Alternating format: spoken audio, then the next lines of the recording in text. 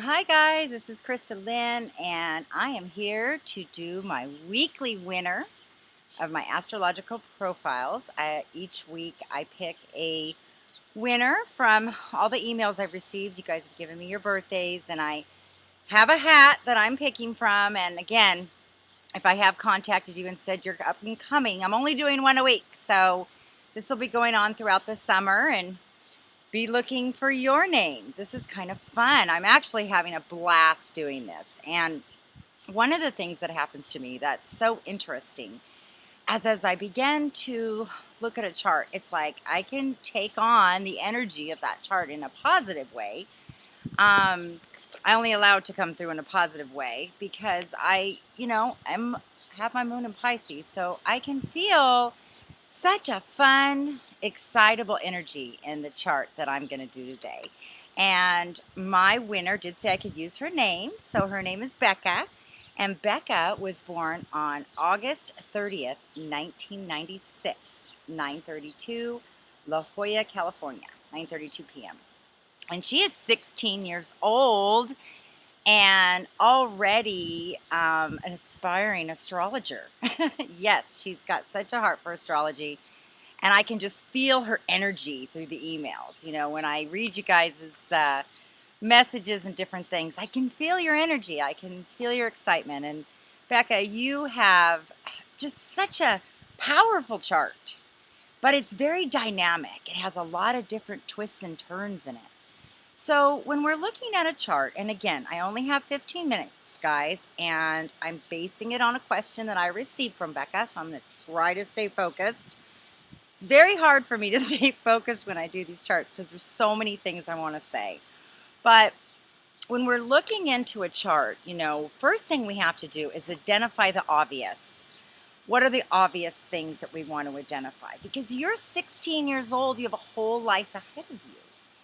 So Becca does have her sun in Virgo, so one of my fellow Virgos.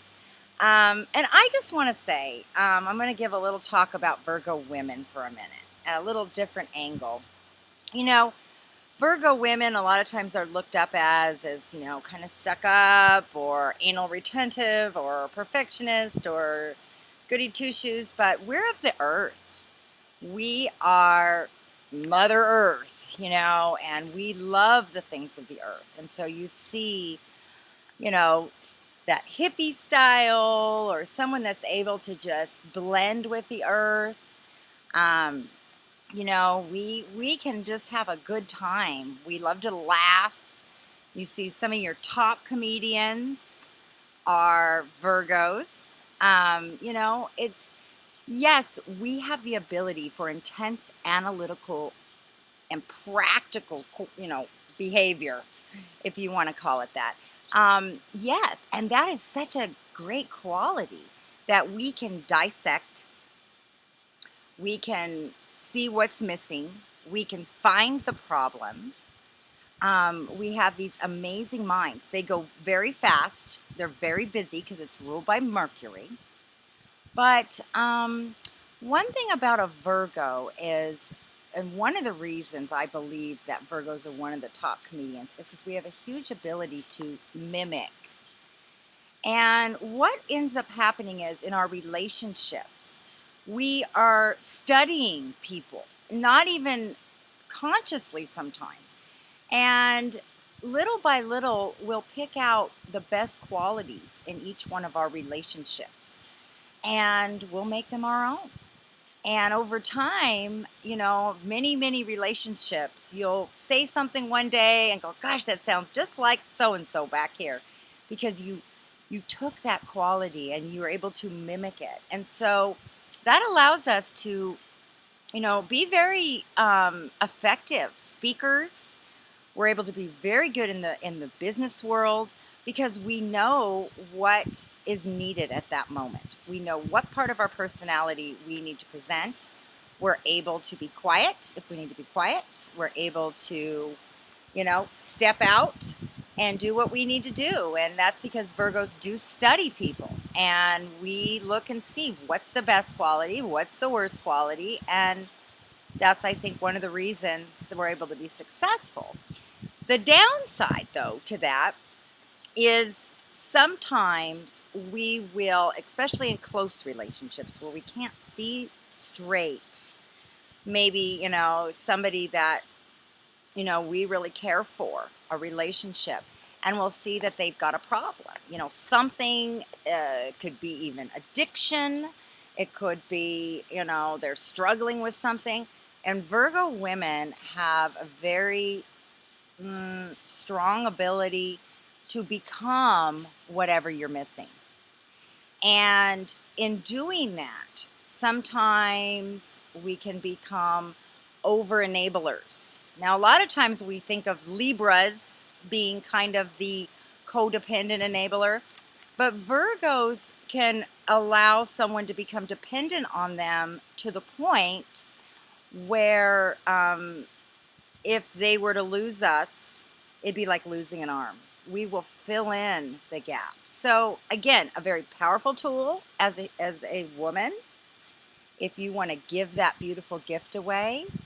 But as a 16-year-old young girl, I want to tell you it's a very special gift to give someone that part of you. And in doing that, you want to make sure that they are appreciating that and they are valuing that, because Virgos don't do well with unappreciation. And that will break our hearts quicker than anything, because we give really without counting the costs so many times. But, in the end, if we're empty and everybody's reliant upon us, then and not giving back to us, because we don't like to ask for help. See, that's another thing. We don't do well with admitting or recognizing that we need help back. We like to be the servers. That's why Virgo is all about serving. I mean, look at Mother Teresa. She was a Virgo. It's all about service. So it's balancing out these qualities. When we look at any one of these planets, we have strong extremes from one side to the other. You have the OCD Virgo who, is washing their hands 20 times and they can't stop with the compulsion. Then we have on the other extreme, a Virgo that's become lost in the background, giving to everybody, doing a good thing. And so, obviously we have to look at other planets and how they connect and how they affect each planet, because once we start aspecting them, then we can find out really where your Virgo's at, if that makes sense, where your sun sign is at. Is it being affected by your other planets? So those are some things we have to look at. But I'm talking about the general nature of a Virgo, positive and negative, so that you can think about those things. How does it apply to your life? But the really cool thing that I see is that you have an Aries rising and your moon is in Aries. Wow. Now, I just think that's amazing. So you have this internal drive, the drive of a warrior to accomplish whatever's on your heart. It's when you see Mars, a lot of times you see, strong Mars and Aries placement in military, in very famous athletes, because that Mars energy is so forward. And it does have you in the middle of your dreams. And that's a beautiful thing. There's nothing wrong with that. But sometimes what happens is it can create that impulsiveness. It can create that impatience. I want it now.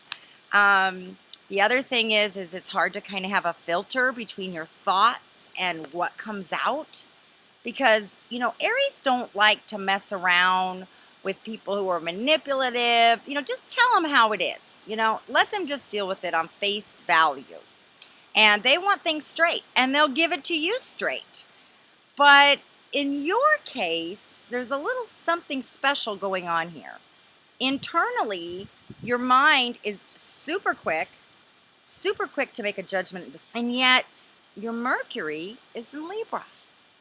Now, your Mercury being in Libra, Libras want to balance everything out, guys. They want to present the story in a way that everybody can feel it and feel good about it. They don't want to ruffle any feathers. They're going to give you the pros and the cons. So you have an opposition here between your mind and your emotions. But I think this beautiful Mercury in Libra gives you potentially a filter for your quick thoughts that might be too abrupt for somebody. You know, you might have been told, like, whoa, you really just blasted me. And inside, you're not even angry, you're just speaking the truth. I have a daughter with a moon in Aries. And I mean, when she was a little girl, I used to take her places, you know, to the bank, to the store. And we'd be in line and there'd be a teller and she would look up and see their hair and didn't like it and just flat out at 6 years old say, why do you wear your hair that way? I don't like your hair. And I would just be like, oh my gosh. And so you have, with having Mercury in Libra, it softens the blow and it also is a benefit for teaching. It's a benefit for talking. It's a benefit for mediating for people. I know in your heart right now you are excited about astrology and could see yourself going in that direction.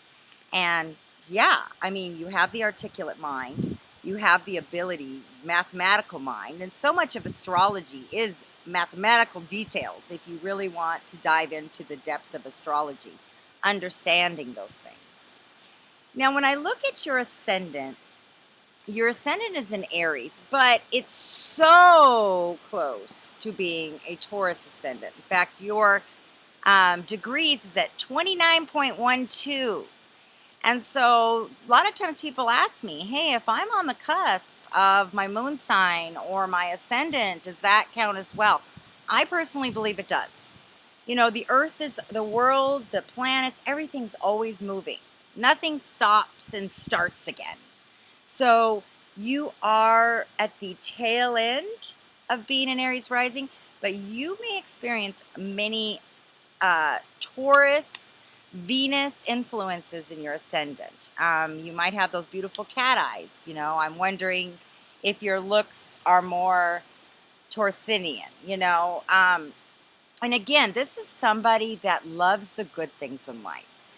You know, the interesting thing about Taurus is, you know, it is the opposite of Scorpio. And so we know with Scorpio that they can be discussed upon as being possessive, as being controlling, and they are. And what they are possessing and controlling are their intimate emotions.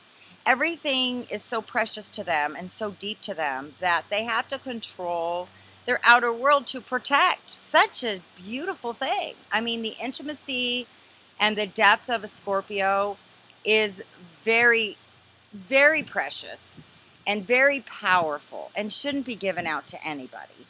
And now we take the opposite of Taurus. Tauruses are also very possessive, but they are possessive over their comfort, their security, their families, that protecting their, you know, the things they value, more possessions.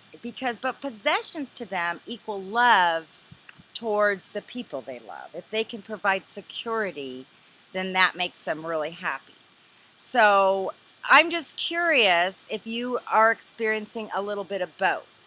With an Aries rising, wow, you know, you're dispersed. You're right in the front of the line. You know, people are going to be running behind you. You're not going to be in the back. You know, you're going to lead the way. You are that childlike, let's go. And again, that's just such a beautiful thing. So you have the best of both worlds. And looking forward to hearing from you if you do experience that or not.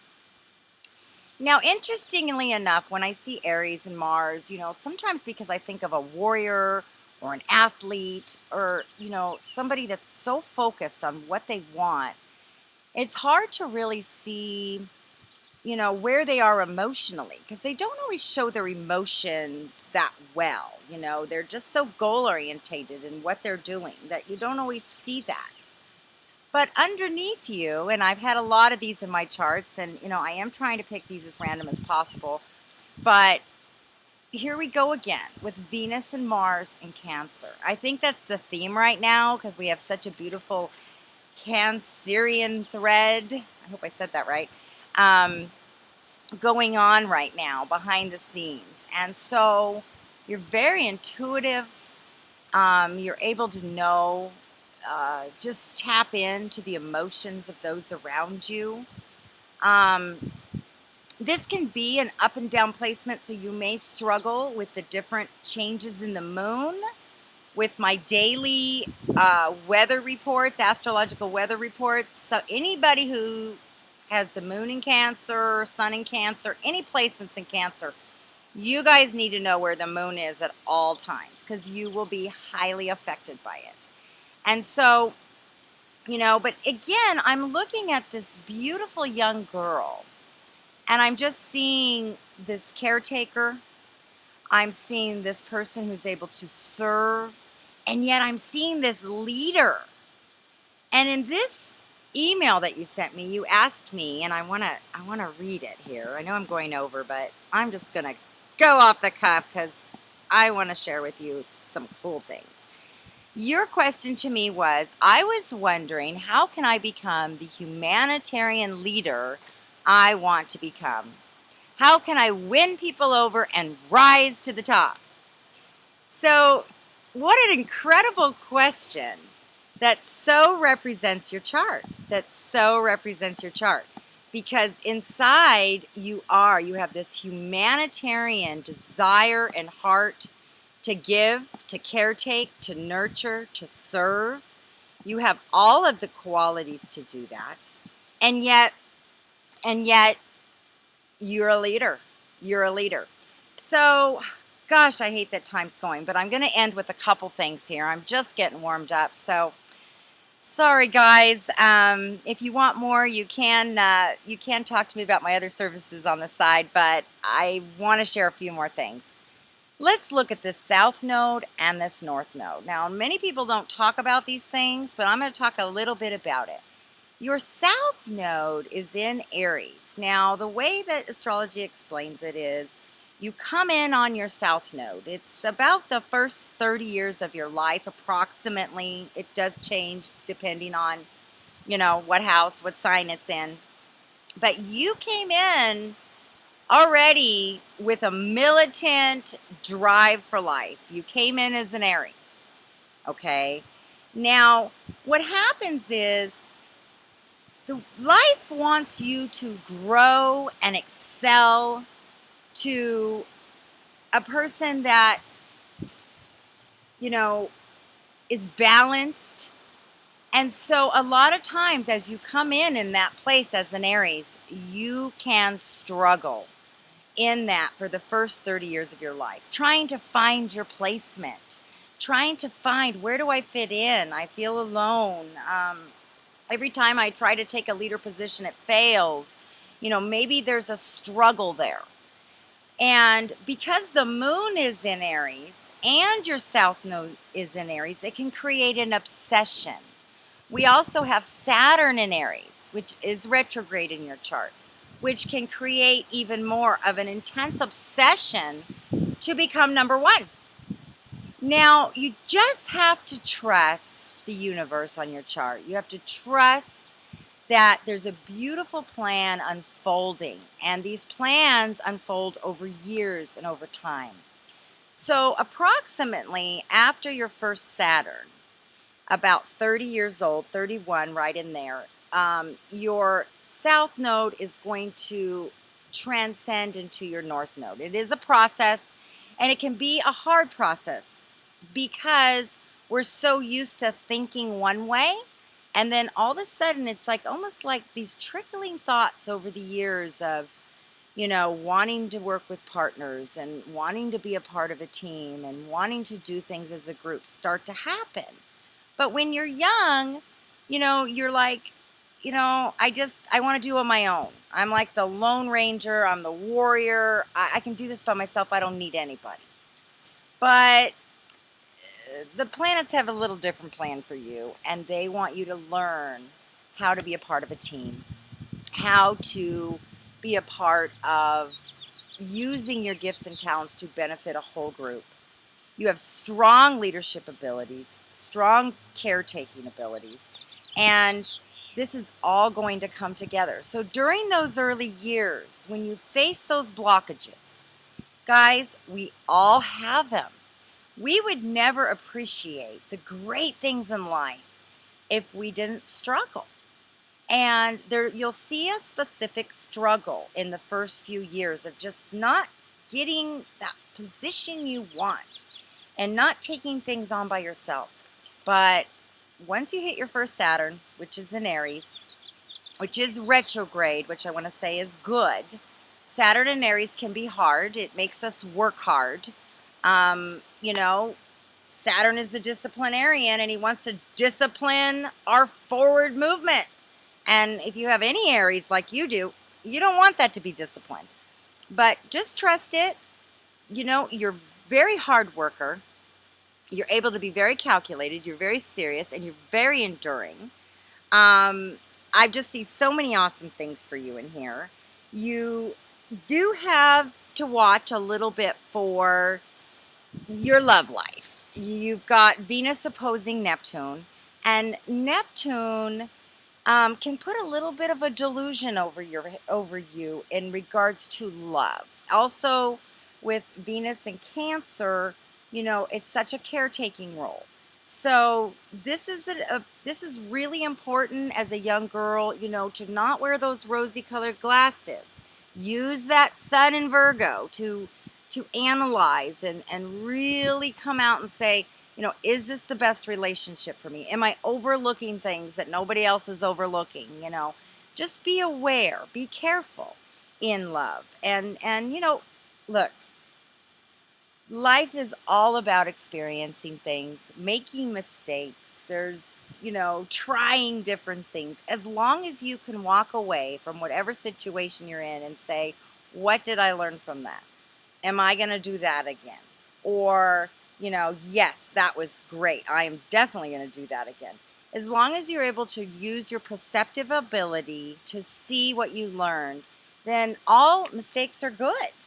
They are a part of life. And I'm saying this for everybody, you guys, because at 16 years old, I just feel like, you know, it's kind of hard to read a chart and say, okay, you got about 30 years before this or 10 years before that. And, you know, I want you to enjoy today. I want you to enjoy who you are today. Who you are today is a part of the perfect plan for today. And you have so many amazing talents. You have great dexterity. You're good with your hands. You know, you love drama. You've got Leo in the 5th house. I mean, all your planets are lined up in their native homes.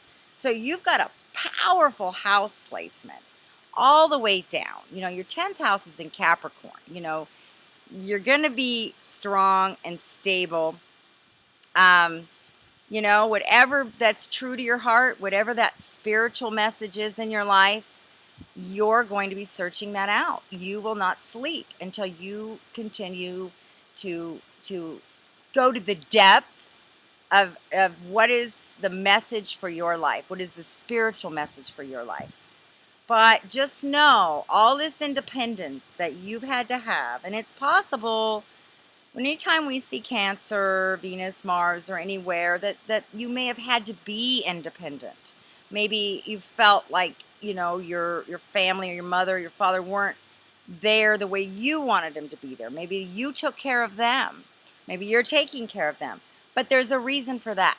It's creating that independent, strong woman that you're going to need for the world, for what's been created for you to step into. And again, these are all choices. You know, we have choices, and you have awesome choices and options coming your way. But I do see you learning how to be a part of a team. You may be leading that team. I do see you leading that team. You'll definitely be leading that team. Just take your time and enjoy. One last thing. Neptune is opposing the sun in your chart right now. It's mine as well. All Virgos are in opposition to Neptune and Pisces. But don't let that scare you guys. That's awesome for us because, you know, it's all about Virgos finding out who they are and being authentic. And you're learning this at 16 years old. How awesome are the next 12 years going to be for you with Neptune and Pisces? You're going to be developing into this amazingly spiritual, creative, powerful, compassionate, humanitarian woman. And when Neptune goes into Aries, it's all yours, girl. You'll lead the way. So I'm going to end there. I know it was long. I don't care because I just love you already. And if you have any questions, you can call me. If anybody else has any questions, just give me an email. And wow, this really did go long. All right. Hope you guys enjoy it. Bye.